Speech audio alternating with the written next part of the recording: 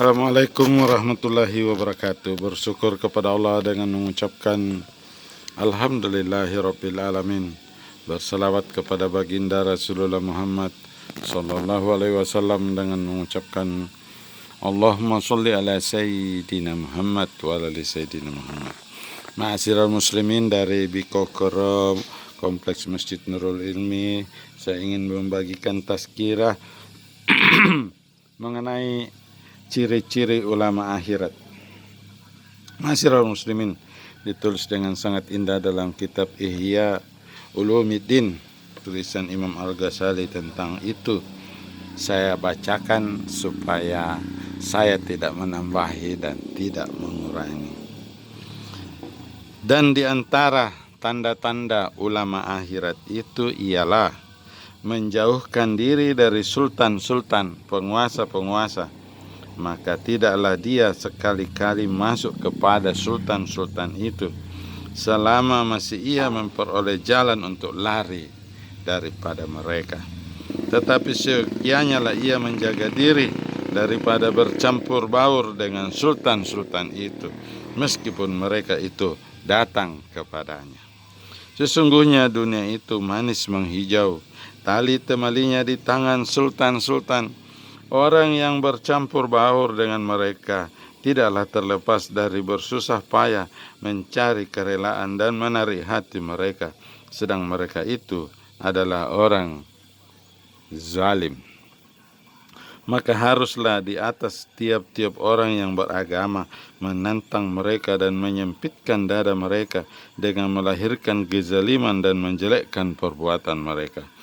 Orang yang masuk ke dalam kalangan sultan-sultan itu ada kalanya menolehkan kepada berbaik-baik dengan mereka, lalu ia menodai nikmat Allah kepadanya. Atau berdiam diri dari menantang sultan-sultan itu, lalu ia berminyak-minyak air dengan mereka. Atau bersusah payah dalam perkataannya, mencari kata-kata untuk kesenangan dan membaguskan hal ihwal sultan-sultan itu. Yang demikian itu adalah kebohongan yang nyata atau mengharap akan memperoleh apa-apa dari dunia mereka, dan itu adalah palsu dan akan datang nanti pada kitab halal dan haram, apa yang boleh diambil daripada harta sultan-sultan dan apa yang tidak boleh dari barang-barang yang berharga, hadiah dan lainnya. Rasulullah bersabda, "Man bada jafa, barang siapa berdiam di kampung, niscaya kosonglah ia. Wa man ittaba as-saida ghafala, wa man ata'a atas sultana tatana. Dan barang siapa mengikuti binatang buruan, niscaya lalailah ia. Dan barang siapa mendatangi sultan, niscaya terpesonalah dia." Dirawikan oleh Abu Daud dan Tirmizi dan dipandangnya baik dan An-Nasai dari Ibnu Abbas. Rasulullah telah bersabda, "Akan ada padamu amir-amir yang kamu kenal dan kamu datang, maka barang siapa menentangnya sesungguhnya terlepaslah dia. Dan barang siapa benci kepadanya maka sesungguhnya selamatlah dia. Tetapi barang siapa menyetujui dan mengikutinya, niscaya ia dijauhkan Allah Ta'ala." Lalu ada yang bertanya, "Apakah kami perangi mereka?" Nabi menjawab, "Jangan selama mereka itu mengerjakan sholat." Dirawikan Muslim dari Ummi Salmah. Sufyan berkata, dalam neraka jahanam ada sebuah lembah yang tidak ditempati selain oleh qurra, ahli membaca Al-Quran yang mengunjungi raja-raja. Berkata Hudzaifah, "Berhati-hatilah kamu dari tempat fitnah." Lalu ada yang bertanya, "Manakah tempat fitnah itu?" Hudzaifah menjawab, "Pintu rumah amir-amir, di mana seseorang dari kamu masuk ke tempat amir itu lalu membenarkannya dalam perkara bohong dan mengatakan tentang sesuatu tidak menurut sebenarnya." Rasulullah bersabda, Ulama itu adalah pemegang amanah Rasul di atas hamba Allah Ta'ala, selama mereka tidak bercampur baur dengan sultan-sultan. Apabila mereka berbuat yang demikian, maka sesungguhnya mereka telah mengkhianati rasul-rasul. Maka awaslah kamu dan menjauhkan dirilah kamu dari mereka. Hadis ini diriwayatkan oleh Anas, dirawikan oleh Quaili, dan diterangkan oleh Ibnu Jauzi dalam hadis-hadis maudhu. Orang menanyakan Amasi, Tuhan telah menghidupkan ilmu pengetahuan karena banyaklah orang yang mengambil ilmu pengetahuan itu daripada Tuhan. Maka Amasi menjawab, janganlah lekas benar mengatakan yang demikian. Sepertiga dari mereka yang mengambil ilmu pada aku itu meninggal sebelum mengerti. Sepertiga selalu ke rumah sultan-sultan, maka mereka ini adalah orang jahat. Dan yang sepertiga sisanya tiada memperoleh kemenangan kecuali sedikit saja. Dan karena itulah berkata Sa'id bin Al-Musayyab radhiyallahu an, apabila kamu melihat orang alim datang menipu amir-amir, maka waspadalah daripadanya, karena dia itu pencuri. Al-Auzai berkata, tidak ada sesuatu yang lebih dimarahi Allah Ta'ala dari orang alim yang mengunjungi pekerja yang bekerja pada amir. Rasulullah SAW bersabda, yang artinya, ulama yang jahat ialah yang datang kepada amir-amir.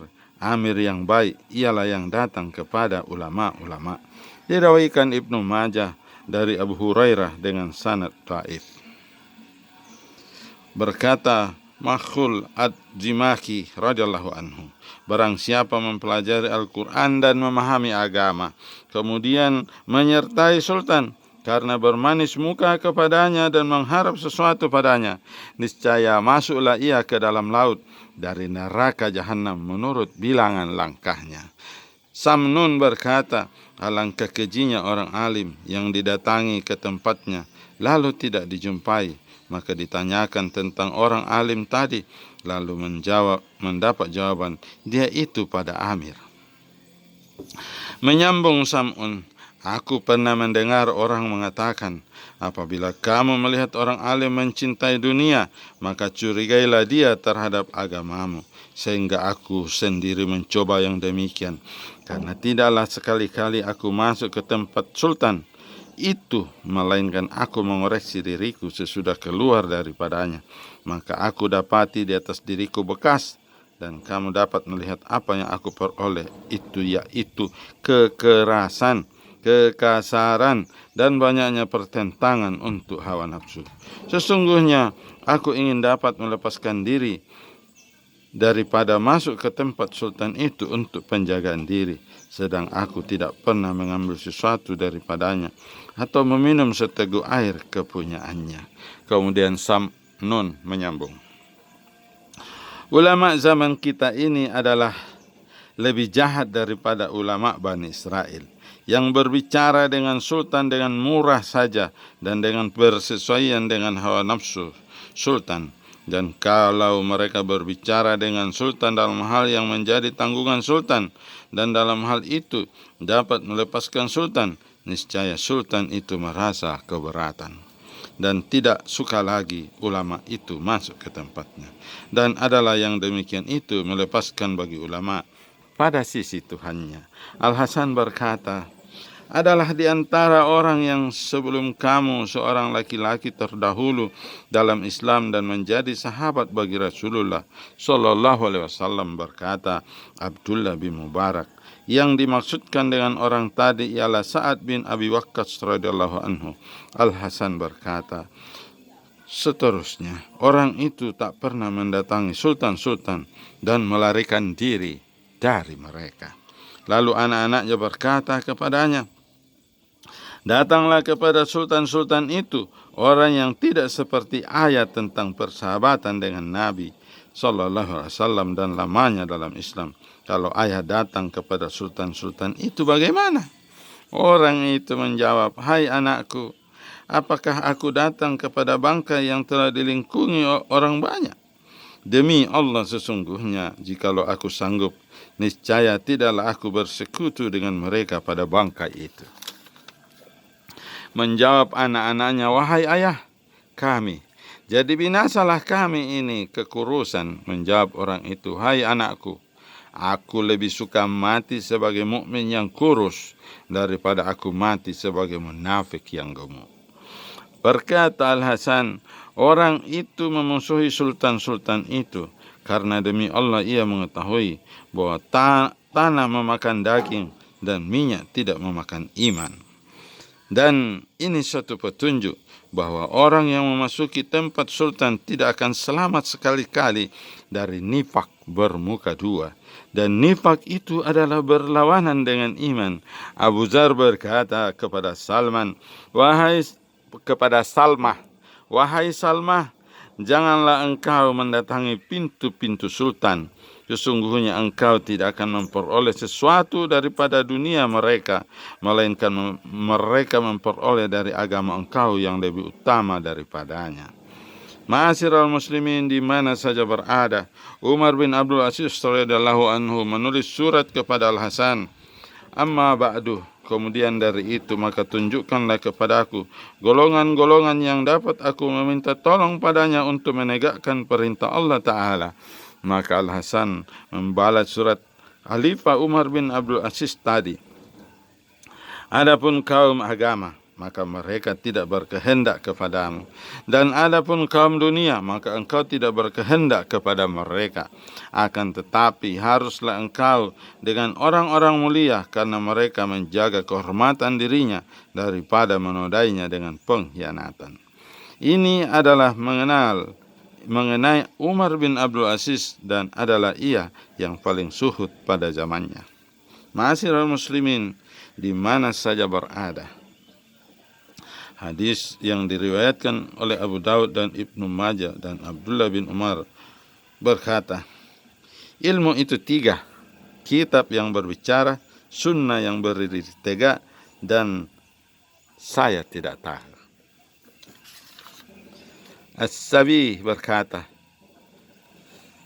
barang siapa berdiam diri di mana tidak diketahuinya karena Allah Ta'ala, maka tidaklah kurang pahalanya.